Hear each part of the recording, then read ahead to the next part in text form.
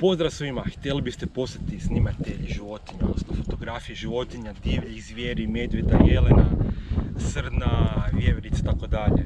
Kako? Pratite me i saznajte osnove fotografiranja prirode.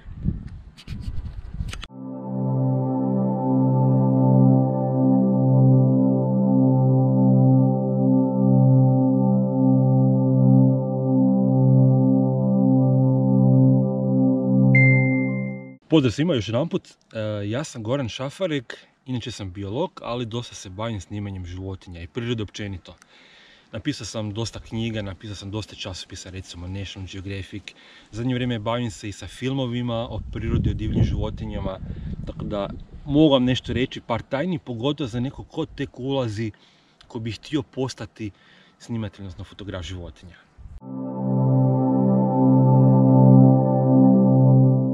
Naravno, kreće se od početka, kreće se nekih osnova. Za početak naravno morate znati uopće fotografirati tehnike, nećemo sada o tome, jer ovo je ipak specijalizirani oblik fotografije, nego ćemo baš se fokusirati što vam sve treba da biste postali, možda čak i poznate National Geographic snimatelj lavova, tigrova, ali i orlova i tako dalje. Za početak treba shvatiti da ovo nije isključivo fotografija, nego vi morate u jednoj stvari, znači u jednom poslu biti zapravo tri osobe. Jedna je naravno fotograf, druga je mora biti dobar prirodoslovac, ne morate biti profesionalni biolog, stručnjak za neku skupinu ili za puno njih, ali morate poznati puno toga o prirodi. I treće, morate znati kako se uopće ponašati u prirodi, kako preživljavati, morate imati vještine, hodanja, morate imati kondiciju fizičku, znači tri u jednom, a još svaka dodatna vještina, recimo neko ko je stvarno jako dobar sa šrafljenjem, sa izradom dodatnih recimo zaklona, to je veliki bonus. Ali te stvari se mogu kupiti, naručiti, ali ove tri osnovne su zapravo najvažnije.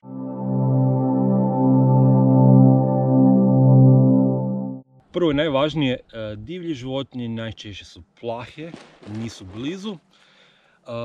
Vi trebate njih približiti. Mogu se dva načina približavati, jedno vi fizički, ali vi morate kao fotograf prirode, pogotovo divljih životinja, velikih, približiti sa lećima, sa objektivima.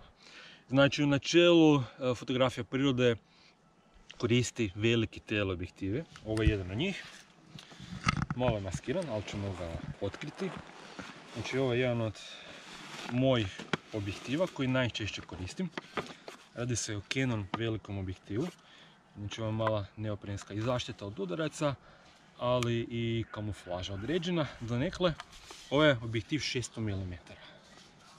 Na njemu se nalazi naravno fotoaparat. U fotografiji prirode zapravo fotoaparat je bitan, ali uvijek je bitnije ovo što je tu. Ama zapravo kod fotoaparata ja koristim Canon opremu 7D Mark II.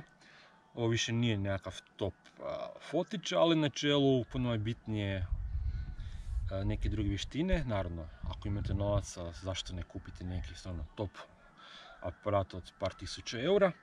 Ono što je bitno da, pogotovo za recimo ako hoće snimati jelene, nešto jako brzo, da je aparat isto dovoljno brz, da ima dobar autofokus, znači ima dosta polja, pogotovo recimo ako vi nešto pticu u ledu hoćete, mora imati tih autofokus, znači brz, tih i točan i precizan. Ono što je dosta bitno, da ima veliki frame rate, odnosno da ima veliki broj kidanja, recimo u sekundi. Znači recimo ovaj tu objektiv, ako ima dovoljno svjetla, da se čulo, sad ne radi trenutačno, ok, dobro, ovo ćemo zrezati. Dobro, to je bilo u objektivu, inače ovo tu guma je nekakva kamuflaža. Meni recimo dosta kad se provlačim kroz nekakve šume, džungle ili slično, znam je dosta granje udarati, grepsti, pa je ovo prije svega fizička zaštita, a ujedno je i nekakva kamuflaža. Objektiv. Ovo je 600 mm objektiv. Blenda mu je 4.0, znači neko ko se bavi fotografijom zna što to znači. Neće sad ulaziti velike tehničke detalje, ali ovo je objektiv koji izuzetno je brz, tih je, fokusira i točan je. Ono što je dosta bitno, znači to je fiksni, znači 600 mm. Vidi se na ovoj fotografiji koja je sada prikazana na slici kako zapravo ovaj objektiv daje jako plitko polje oštrine. Znači pozadina iza je, kako se kaže, zblurana. odnosno neoštra, nije u fokusu.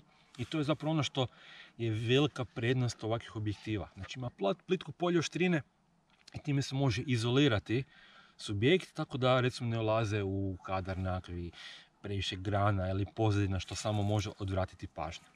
Znači ovo je velika prednost. Blenda 4 vam govori da je ovo svjetlosno jak i brz objektiv, znači možete snimati u već u mračnim uvjetima, autofokus i dalje radi, možete nabaciti konverter, kasnije ću samo pokazati što je to konverter ili extender, tako da je ovo stvarno top profesionalni objektiv. On je jako težak je, ima, mislim, objektiv ovaj skoro 5,5 kg. Ima novih varijanti koji su dosta lakše i dosta su skupe. Težak je na drugi način, recimo ovakav klasa, ovakav objektiva dođe po više od 7-8 tisuća eura. Mislim da se nova varijanta ovog objektiva Hrvatskoj prodaje službeno oko 100.000 kuna, što je stvarno jako puno novaca. Naravno, ovako težak objektiv, još uzmite kilogram recimo za aparat, vi ne možete snimati iz ruke.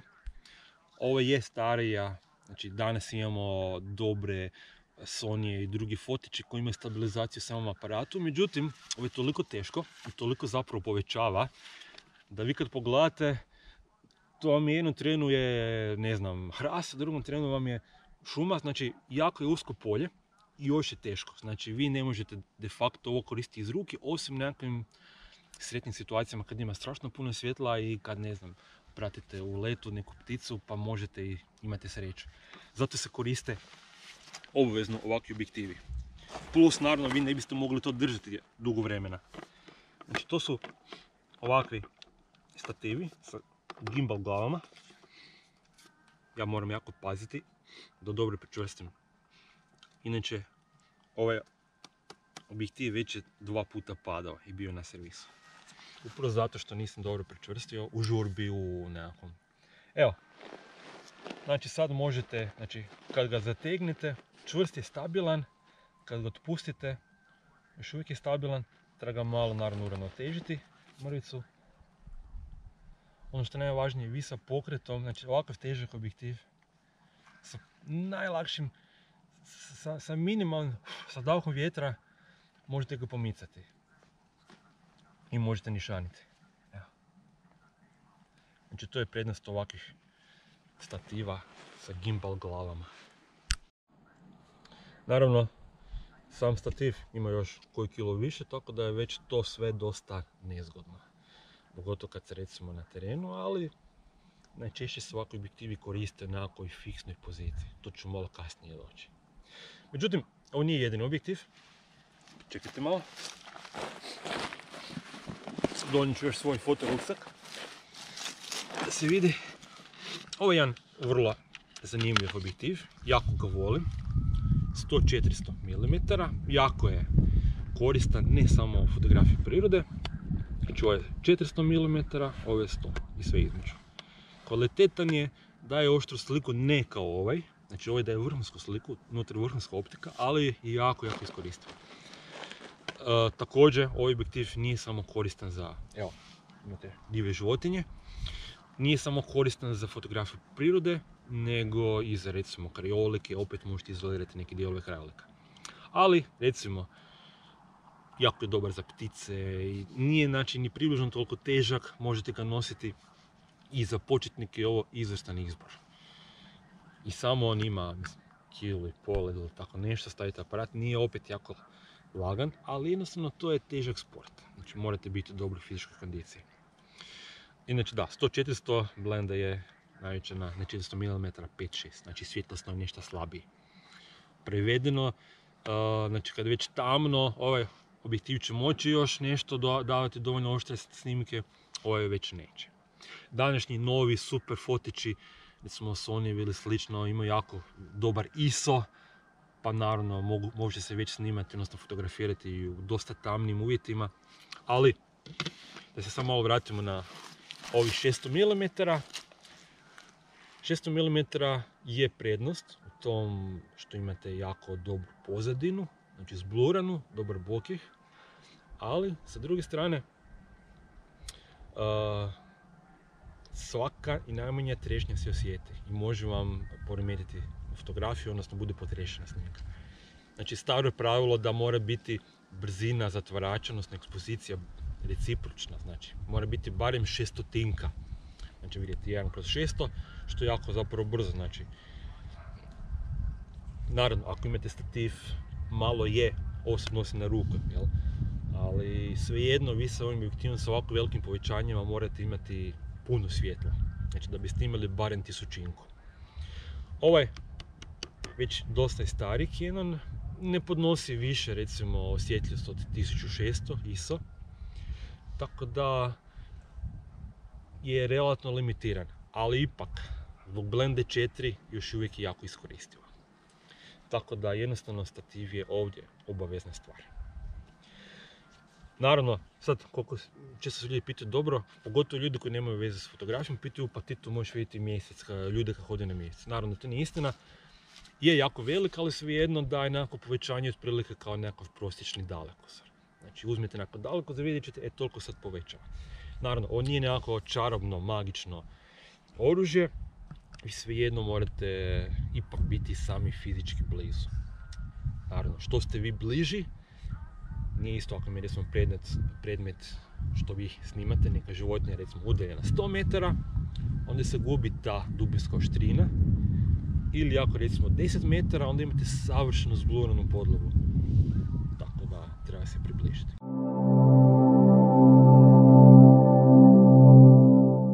Nisu sve stvari tako velike, recimo često nekakvi kukci ili biljke. Biljke isto zapravo, divlje biljke možemo smatrati kao wildlife fotografijom. Naravno ne možete snimiti, inače ovaj objektiv ima limitiranu minimalnu duljinu s kojima vi možete fokusirati. Prilike 5 metara, znači ako vam dođe nešto bliže od 5 metara vi ne možete fokusirati. Znači to je stvar sa ovakvim objektivima. Znači vi morate koristiti neke druge objektive. Za to naravno koristi se makro objektivi. Ovo je 100 mm objektiv, makro, standardni Canonov, jako je dobar. Znači što znači makro objektiv? Znači to da možete snimiti prirodnu veličinu. Znači možete jako blizu doći upravo to fokusirati. Znači to je glavna odlika makro objektiva. Za makro objektiv ima jako malu oštrinu dubinsku, znači samo jedan mali prerez u ravnini vam je oštar, tako da mora biti veća blenda, čak oko 16. Za to trebate strašno puno svjetla, inače će makrofotografiji morati imati dodatne bljeskalice, flasheve, bliceve. Ja koristim, iako ne za sve, ovakav takozvani ring flash, koja može se podesiti i možete stvarno doslovno ovako snimiti. Tu se može sve živo podesiti, može recimo snaga ovog biti 2 puta, 3 puta jača, tako dalje. Može se čak, primjerice, ovisi o konfiguraciji, ovaj flash malo pozadinu više posnimiti, ovaj direktno nekakav predmet, kao što recimo, primjer, pali se, namjesti se,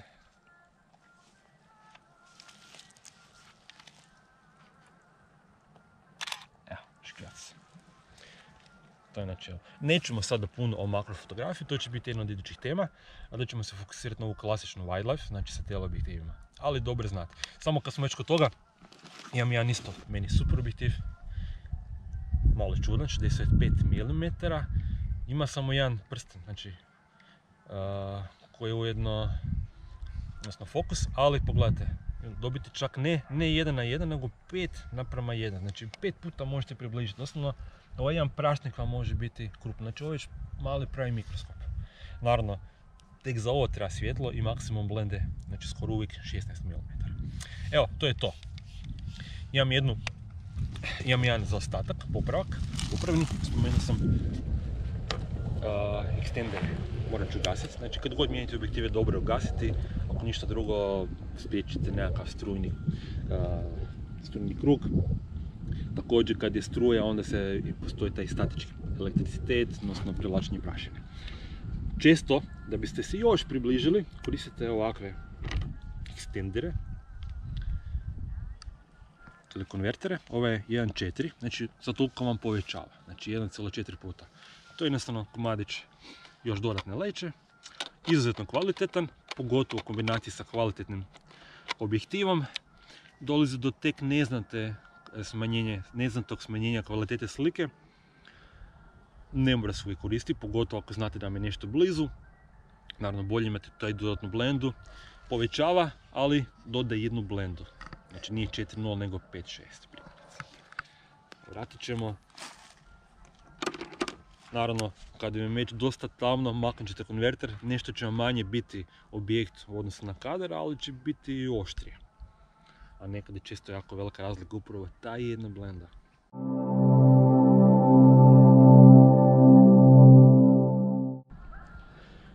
Već sam rekao da ovakav objektiv ima jako dobro povećanje, ali spomenuo sam i da ovo nije čarobna stvar, nego ako nam se nalazi primjerice jelen ili medvjed, koji je čak dosta velika životinja, već na 100-150 metara on je relativno mali, znači vi se njima ipak morate približiti. Znači, ovo je samo ni pola posla. Znači, wildlife fotograf mora usavršiti i druge vještine, a to je recimo približiti se životinji. To su već dobrim dijelom i lovačke vještine, tako da je to jako dobro znati. Postoje dva glavna pristupa u fotografiranju životinja. Jedan je ili ćete aktivno tražiti, šuljati se, ili ćete postaviti zasjedu. Znači ta zasjeda može biti, ajmo prvo te zasjede. Zasjeda, odnosno vi čekate da se nešto desi, da životinja dođe. To je recimo zahvalno kod ovako jako teškog objektiva. Naravno, sad pogledajte, ja mogu, nije problem ovo nositi. Znači tu sad ima možda kojih do 10 kila. Sad zamislite još imate nekakav ruksak. Vi možete, ako ovisi o vašoj kondiciji, o vašoj snazi, hodati dosta dugo, ali to zamara. Plus, imate jako veliku siluetu, dosta ste vidljivi, što znači da ovo baš i nije najidealnija situacija za nekako šoljenje, ali sve ovisi kako kada. Ali jedna od temeljnih strategija je da vi zapravo si stvorite nekakav zaklon, nekakvu čeku na nekakvim jako pogodnim mjestima. Recimo, ako znate da je tu neka vodena površina, doći će sigurno čaplje, ili znate da je neka prolazi staze životinja, znači već ste vidjeli tu životinju, dolazi na pašu, bilo šta, tako, vi ćete njih čekati. Naravno, većina životinja su vrlo plahe, neke su čak i opasne, tako da je vaš cilj ostati nevidljiv. Zato se koriste mnoge tehnike, ali samo ćemo osnovno sada to spomenuti. Znači, ako hoćete postati fotograf prirode, ovo je dosta bitno. Znači, vi se morate maskirati. Pogotovo ako ste na nekakvom privremenom zaklonu. Što se tiče tih zasjeda, može biti nekakva stalna čeka. To može biti klasična lovačka čeka. Vi ste tada na površnom. Međutim, fotografija prirode uvijek je nekako poželjno da budete što niže, da budete takozvanoj razini očiju. Znači, ne da gledate životinju odozgo, nego da doslovno gledate jedni drugi u oči.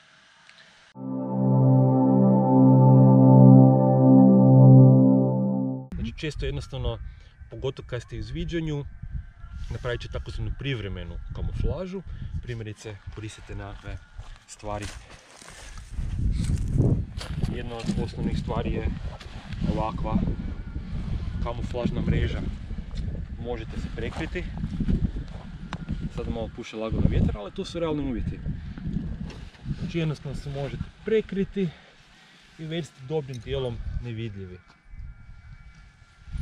Možete biti u ovakvom obliku, ovakav objektiv je isto jako dobar kad si vi legnete. Sve ovisi konfiguracije tla, da li je mokro, da li imate previše recimo nekakve trave ili trske ili šaša. Znači možete legnuti ili raširiti ovakve noge u potpunosti. Znači možete, vratit ću tako da se bolje vidi. Znači ili se mogu do kraja raširiti noge od stativa.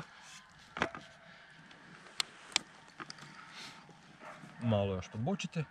Ili možete skinuti i totalno se legnuti. Znači tada vam je silueta najniža i ako je pogodno, ako nema nešto što je relativno visoko ispred, to je super stvar. Recimo kad god sam na Vranskom jezeru, snimam ptice, krajem ljeta ili u jeseni kad su sprudovi već suhi, uvijek se legnem. Imam najnižu moguću perspektivu, zavučem se neku trsku šaš i to je super, ne moram ništa posebno graditi. Ima tu još jedna stvar koja je jako zgodna kad imate malo više vremena. Nije veliko, vjerojatno već pogađate o čemu se radi. Ovo je maskirni šator. Jako je lagan, jako se brzo složi, sad ga bacite. Sad ću malo pomoći. Evo, on je spreman. Sporo. Treba ga raširiti.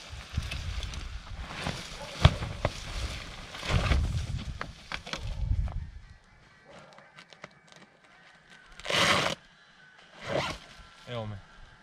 Naravno, ovo je samo postavljeno na brzinu. Treba ga osigurati sa klinovima, treba ga dobro posložiti. Tu ima dovoljno mjesta da se unutra ugura zajedno sa objektivom, stativom. Često se usijeni, često nema niti komaraca. Ne morate se niti maskirati, možete imati i ručak i večeru, možete čak i laptop. Znači ima dovoljno prostora, ovo je super varijanta kad znate da će sigurno, kada je dobra šansa da će nešto doći, recimo nekakva vodena površina. I pogotovo ako još malo dodate nekakve grane da baš ne bude takva okrugla silueta, najčešće ćete htjeti to zavući nekakvu, recimo rub šume, šumarka, trske ili slično. Ovo vam je zadnji ulaz, stražnji ulaz. Znači vi možete čak izaći, tamo vam je smjeren objektiv, vidite koliko unutra ima prostora. Naravno treba to posložiti sa klinovima. Jako je dobro, pogotovo ako znate da nema previše ljudi, staviti dan, dva, tri da se životinja privikne. Jer zamislite tu sad svaki dan doslovno prolazi srna, evo možete vidjeti u pozadini ova fotografija srne je doslovno snimljena tu na ovoj livadici. Međutim, kad bi došla ta srna i možda bi vidjela ovaj šator tu pa bi možda skrenula taj dan. Ali kad bi ja ovo stavio 2-3 dana, ona bi se privikla, aha, ništa tu nema opasnosti i mogla bi mi doći doslovno na 3 metra, vjerojatno.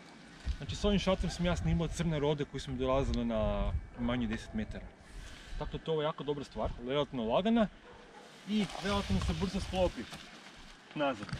Neće tu biti vremena potpuno, ali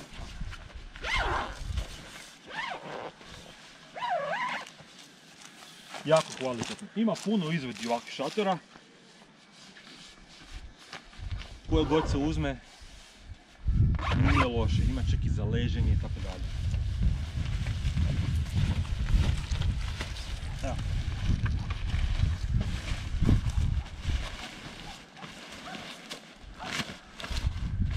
Pospremili smo ga u sekundi doslovno.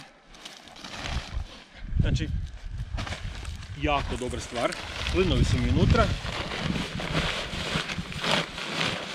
Spremimo ga. Čvrstimo da ne ispadne. I možete ga staviti na leđa. Znači trebalo mi je valjda, nisam baš brojao, ali oko minuta. Možete staviti aparat na njega i idete.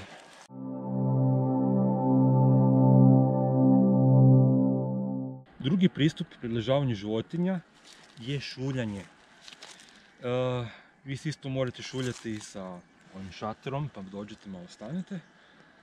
Ali na načelu vi hoćete biti polagani, što niže i morate biti što više kamufliraniji. Zato se često koriste ovakva jednostavne kamuflaže. Znači, mogu si na brzinu obući. Ovo je super stvar, pogotovo kad je ljeti, kad je vruće, jer diše. A od tren oka možete postati nevidljivi.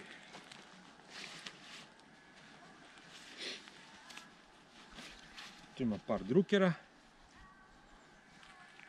Neću naravno sad nekakve velike detalje ulaziti, ali par drukera. Tu su.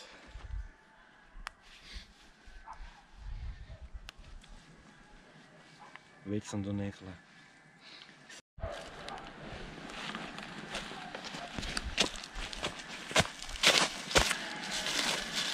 Eto, znači nalazim se u Šipražju. Ovo je relativno ad hoc, znači na brzinu, nije to neko veliko detaljno skrivanje, ali da vidite još. Dodat ću još kap začina.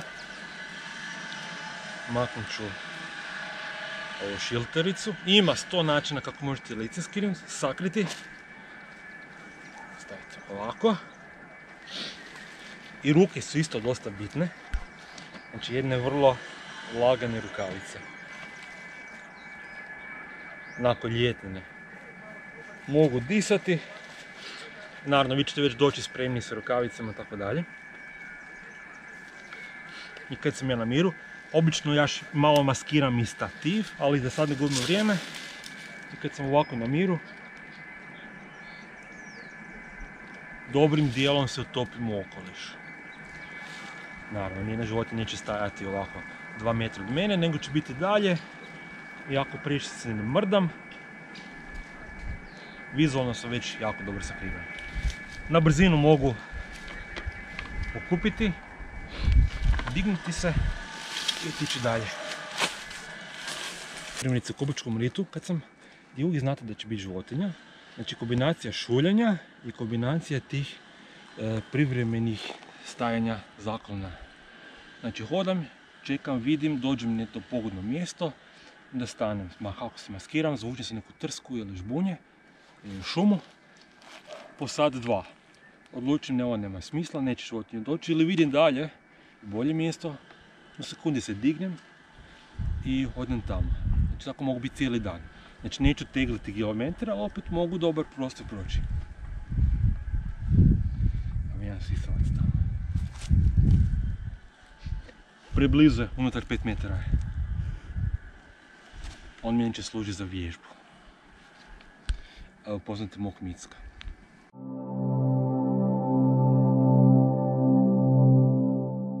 Važan dio mog arsenala je ovako šatorsko krilo na koje mogu sjesti na mokru površinu i na bilo šta, nešto tvrdo, pikavo. I kad ga narolam, olakšava mi nošenje ovako teškog i tvrdog objektiva. Ono što, znači usavršili smo tehniku, nabavili smo opremu, naučili smo se maskirati i šuljati, naučili smo kako to lovci rade. Međutim, još postoji nešto što je strašno bitno, a to je da trebamo poznavati životinje. Nema smisla čekati recimo crne rode u veljači kad se one recimo vraćaju dolaze tek za mjesec dana, znači malo kasnije, recimo ožujku, travnju, ovisi godine. Nema smisla čekati medvjeda uz cestu ili bilo šta, znači treba znati o životinjama, treba znati koje doba dana, koje doba godine, treba poznavati gdje se hrane, čime se hrane. Naravno, to je dosta kompleksno, rekao sam, ne morate biti profesionalni biolog, nego jednostavno malo po malo učiti. Dobar način je gledanje dokumentaraca, tu se stvarno puno toga može naučiti. Naravno i listanje knjiga, to je proces koji se uči cijeli život i profesionalni biolozi uvijek nauče nešto novo, pogotovo recimo o skupinama koje ljudi ne zanimaju, odnosno kojima se ne bave, bolje rečeno. Tako da trebate biti i dobar prirodoslovac, odnosno biolog. To će vam pomoći da jako dobro znate kada možete šta očekivati, predvidjeti, a to je dosta bitno, predvidjeti šta će se nešto desiti. Znači vi znate životinju, aha, on bi svakom trenu mogla poletiti ili skočiti ili nešto napraviti, pogotovo recimo kod parenja. Morate znati, možete biti cijelo vrijeme, čuti recimo žabe kako krekiću, glupe žabe. Ali zapravo kad pogledate, tu se bore mužjaci i rade nevjerojatna čuda, vidite recimo na ovoj slici u pozadini. Znači one nešto rade, upravo to snimiti Sveti Gral, upravo je Sveti Gral u fotografiji životinje snimiti ponašanje životinja. Znači morate znati šta se dešava, tako da bi se to prenijeli. Ovako vidite, aha, tu se valja, ne znam, par zmija se valja, međusobno misli da se igraju, biti to se pare. Bjelušak se pare, više mužika se moti oko jedne ženke i čim vidite da je ženka se položila recimo na onako trsku ili rogoz, okolo plive mužici, znači znate da će se nešto desiti, da će se početi pariti. I tako 100 primjera, to će strašno puno olakšati i omogućiti. Isto tako nešto snimite, znači se reći, to se dešava. Zato jednostavno treba listati, treba učiti gledate. Ono što je dosta bitno je kontakt sa stručnjacima, recimo biolozima, primjerice. Htjeli biste snimati ptice, kontaktirate nekog ornitologa koji će vam reći, pogotovo koji je specijaliziran za svoje područje, koji točno zna u koje doba godine se nešto dešava, recimo hoćete ići na Vransko jezero, kad možete šta očekivati. Strašno možete štediti vrijeme, energiju, novac. Znači točno se možete naći na lokaciji, reći evo tu čekajte, tu će vam dobra šansa da će nešto doći. Nema 100%, nikad. Ali naravno čovjek koji se nečime bavi zna puno bolje. Pogotovo ovako je tu cijelo vrijeme. Tu je jedna od strategija, primjerice fotografa životinje, vi se možete specijalizirati za neko isključivo područje, jako ga dobro poznavati. Primjerice, možete birati ili ću svako malo biti na nekom drugom mjestu u Hrvatskoj, ili nekoj drugoj zemlji, Bosna, Srbija, šta god, Slovenija, ali ne možete toliko dobro pratiti uzorke. Ili ćete recimo biti ovdje, točno ćete znati u koje doba recimo vjeverica bude trčala, ići će tražiti zakopane sjemenke, odnosno plodove, u koje doba srna dolazi ili druga životinja. Naravno, time ste ograničeni na neko svoje područje i nećete moći snimiti recimo medvjeda. Ja znam nekoliko dobrih fotografa iz Gorskog kotara kojima valjda 90% su im srna, medvjed, lisica, tako dalje. Ali oni recimo nemaju mnoge druge životinje, recimo močvarne, štekavce ili slično, morske životinje, krša ili tako dalje. To je teško isto pitanje da li ćete čekati u čeki ili ćete obilaziti. Jednostavno sve ovisi o vama. Ali najčešće nije mnogima niti lako putovati. Ja sam imao sreće da sam prošao u projektima mnogi dijelove Hrvatske, znam mnogi ljudi koji mogu reći, recimo ode na Vransko jezero, meni će reći aha tu se nešto dešava, ili recimo Kopački rit, nadzornik će mene odvesti na najbolje mjesto za rikanje jelena. Znači to je ono neprocjenjivo. Odete recimo u Kopački rit, znate da tamo ima nešto, ali to je ogromno područje, popularno često gdje ne možete niti prolaziti fizički. I ako nema nekog ko je tamo stalno, koji će vam reći gdje se šta nalazi, izgubit ćete puno vremena, doćete recimo te upoznati Kopački rit, a vratit ćete se sa slikom obične zelene žabe, obične. Jel? Tako da je strašno bitno znavati biologiju, prirodu, znati nekog ko će vas malo usmjeriti. Naravno, ja kad sam radio recimo na ušću Mure u Dravu, bio sam tamo jako često, sam već vidio uzorke. Znači, sam biolog, pa pretpostavljam i znam u koje doba nešto slično, ali jednostavno primjerice imate krdu jelena, da li će oni najčešće prolaziti tu ili 500 metara dalje, to je jednostavno morate sami naučiti. Ili neki ribič koji vam reče. Znači to nikakva knjiga vam ne može pomoći.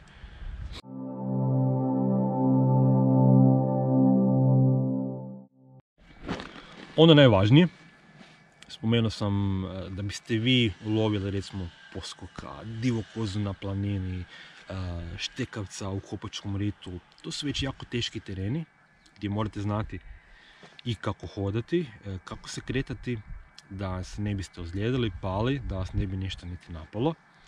Znači morate jako dobre već vještine, neću reći onog preživljavanja kao survivorima, nego znači snalaženje u prostoru, snalaženje u divljini.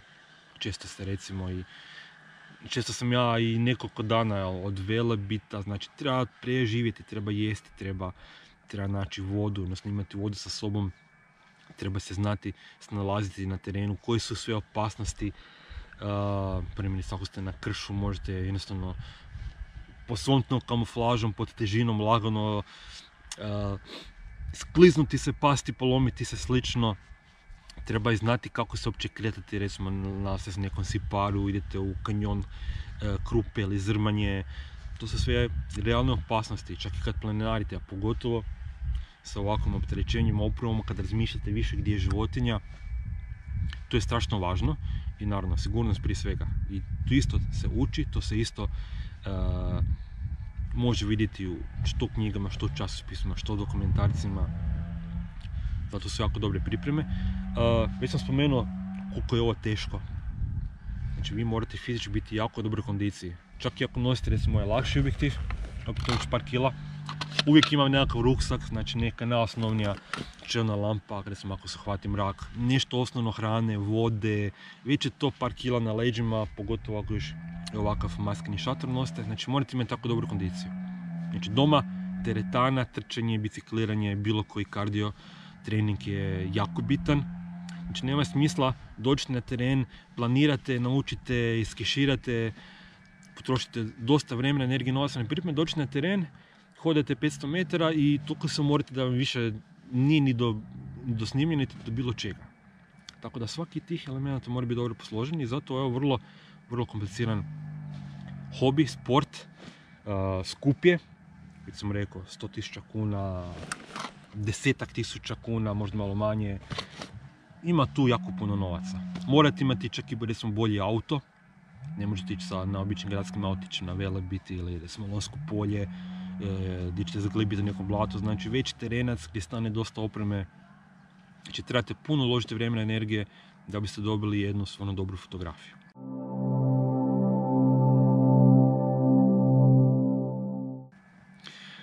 I konačno snimili ste šteka sa leto, snimili ste risa kako bježi, snimili ste, ne znam, medvjed sa mladima, snimili ste zmiju koja je lovila žabu, jede i šta s tim slikama.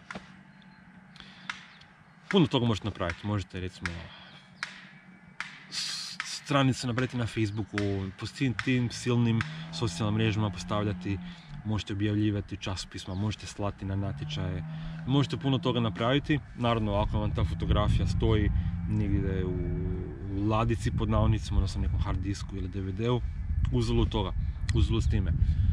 To se može prodati na stoku, puno toga se može napraviti. Naravno, za to treba biti veći donekle menadžer, pogotovo ako ste već profesionalac ili poluprofesionalac ili težite, ili ako vam je jednostavno cilj da vam i fotografija osvane, pa makar u rubrici čitatelja, recimo National Geographica. Ja sam osobno u tom časopisu objavio 10-ak članaka po 10 stranica, znači na 100 fotki. Svako ima neke svoje principe, odnosno neke svoje ideje šta biste htio s time napraviti. Jednom od idućih videa pokazat ću vam recimo moje knjige koje sam napravio, znači gdje su većina mojih fotografija, ne sve, brojni časopisi, kasnije ćete vidjeti recimo popis mojih i društvenih mreža, profila, svih mogućih i tako dalje. Puno toga se može napraviti.